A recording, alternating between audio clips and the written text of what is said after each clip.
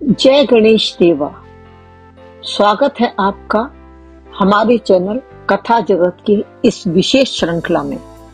गणेश चतुर्थी से अनंत चतुर्दशी तक 10 दिवसीय गणेश कथा यात्रा। आइए आज की कथा के माध्यम से हम सब मिलकर गणपति बप्पा के दिव्य चरित्र, उनकी लीला और उनके ज्ञान को अपने जीवन में उतारें।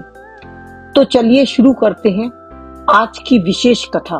श्री गणेश जी की महिमा, उनका जन्म और प्रथम पूज्य होने का रहस्य। कैलाश पर्वत की गोद में स्थित महादेव और पार्वती का दिव्य निवास हिमालय जितना ही भव्य और पवित्र था। एक दिन माता पार्वती स्नान करने के लिए अपने कक्ष में गई। वे चाहती थी कि कोई उनके द्वार की रक्षा करे, परंतु उस समय महादेव अपने ध्यान में लीन रहते थे और गण भटकते रहते। माता ने सोचा, मेरे पास एक ऐसा सेवक होना चाहिए जो केवल मेरा हो, जो मेरी आज्ञा का पालन करे, मेरी रक्षा करे और सदैव मेरे पास रहे। तब उन्होंने अपने शरीर से निकले उपटन के लेप से एक सुंदर बालक का निर्माण किया। उस बालक का रूप दिव्य और मोहक था। माता ने अपने श्वास से उसमें प्राण फूंके और इस तरह जन्म हुआ गणेश जी का। माता पार्वती ने बड़े स्नेह से कहा, पुत्र, आज से तुम मेरे द्वारपाल हो।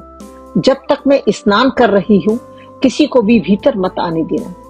गणेश जी ने हाथ जोड़कर प्रणाम किया और द्वार पर डटकर खड़े हो गए। कुछ समय बाद भगवान शिव अपने ध्यान से लौटे और कक्ष में प्रवेश करना चाहा, परंतु नन्हे गणेश ने उन्हें रोका। ठहरिए, माता ने आदेश दिया है कि जब तक वे स्नान कर रही हैं, कोई भी अंदर नहीं जा सकता। शिव मुस्कुराए और बोले, बालक, मैं इस घर का स्वामी हूँ, मैं पार्वती का पति हूँ, मुझे कोई कैसे रोक सकता है। पर गणेश ने अडिग स्वर में उत्तर दिया, आप चाहे कोई भी हो, मैं अपनी माता की आज्ञा का उल्लंघन नहीं करूंगा। यह देखकर शिव जी को आश्चर्य हुआ। उनके गणों ने बालक को समझाने की कोशिश की, पर गणेश जी अपनी माता के आदेश पर अटल रहे। अब देवों, गणों और नन्हे गणेश के बीच युद्ध छिड़ गया, परंतु नन्हे गणेश जी अकेले ही सब पर भारी पड़ गए। उनकी बुद्धि और शक्ति अद्भुत थी।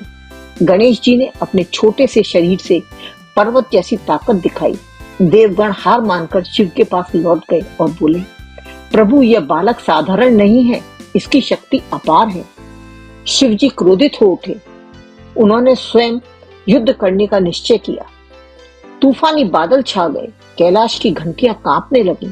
शिव ने अपना त्रिशूल उठाया और गणेश जी की ओर बढ़े। गणेश ने भी अपने छोटे गदा से वार किया, परंतु त्रिशूल की शक्ति अपार थी।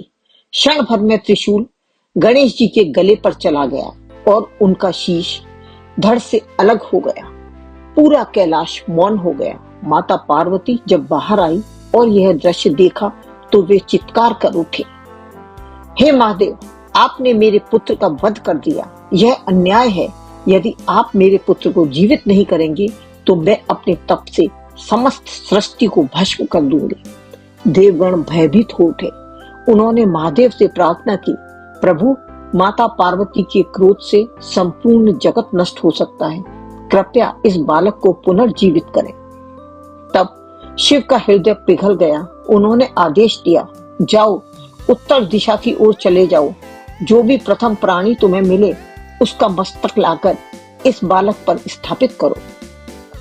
गण तुरंत उत्तर दिशा की ओर दौड़े।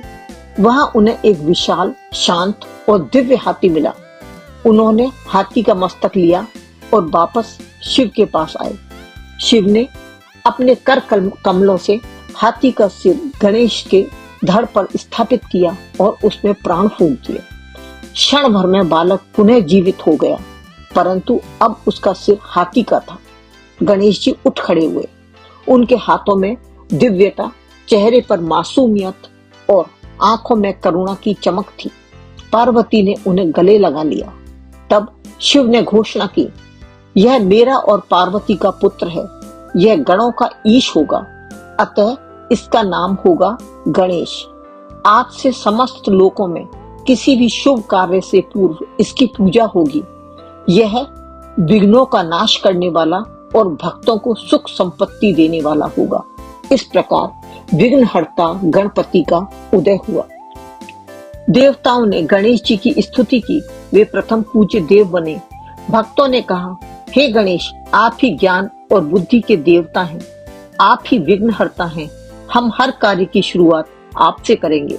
तब से हर वर्ष भाद्रपद मास की शुक्ल चतुर्थी को गणेश जी का जन्मोत्सव मनाया जाने लगा। इसे ही गणेश चतुर्थी कहते हैं।